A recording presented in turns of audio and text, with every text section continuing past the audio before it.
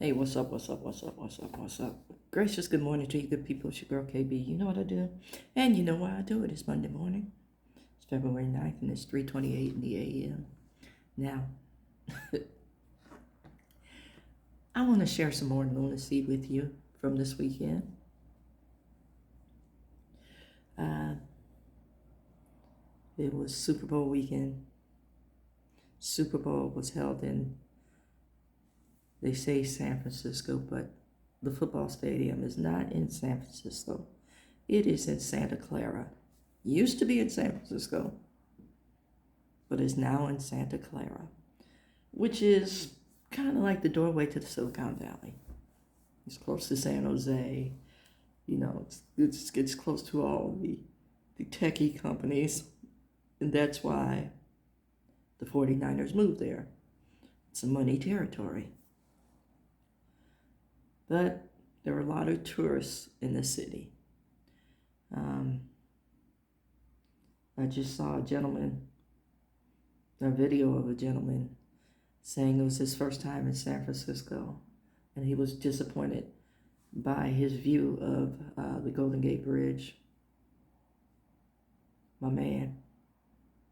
I read the comments, and you should know by now that what you photographed was not the Golden Gate. It was the Bay Bridge leading to what we call the East Bay, which leads to Oakland and parts south. The Golden Gate leads to areas further north. Okay, and it's orange. Yeah.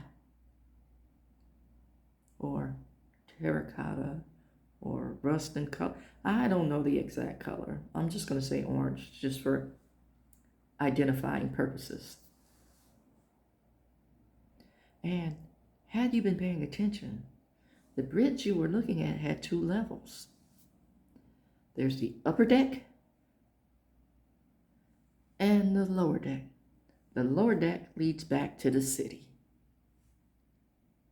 Okay, but let's get to the Super Bowl. And the gentleman who swore up and down, left and right, and sideways that he wasn't going to watch. Somehow,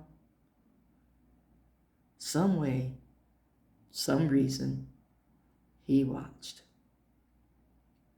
And he went to his little raggedy media platform and he wrote, and I quote, "The Super Bowl halftime show is absolutely terrible. One of the worst ever.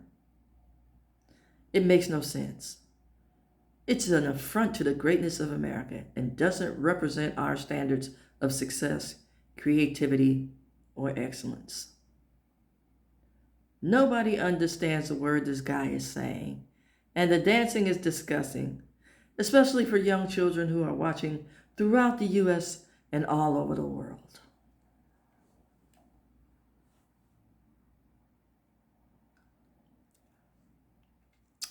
Yeah, I'm gonna let that sit. Rest with that. No. Yes, the bachata, the samba, the merengue, all those are an affront to children all over the world. Yeah. Mm-hmm. Now, let me go to something for you because he seems to be the individual that's the greatest at everything. And we've never seen the likes of most of the stuff that he talks about. He's the greatest, he's the best, or it's the worst, you know. And my itty bitty amount of clinical training, that is what's known as catastrophizing. Yeah, when you see the worst in everything, when you have a view that is, I want to say, kind of Eeyore-esque, that everything is just bad. It's just like believing in the worst possible outcome.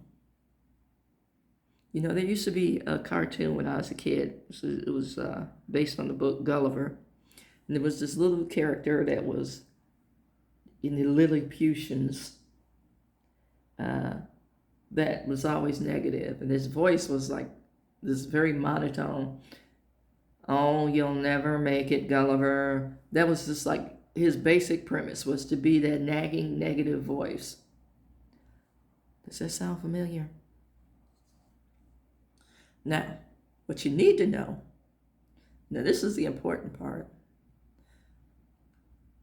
You know, I like to joke and say New Yorkers have this level of pessimism that's comical and real at the same time. And I, being a native New Yorker,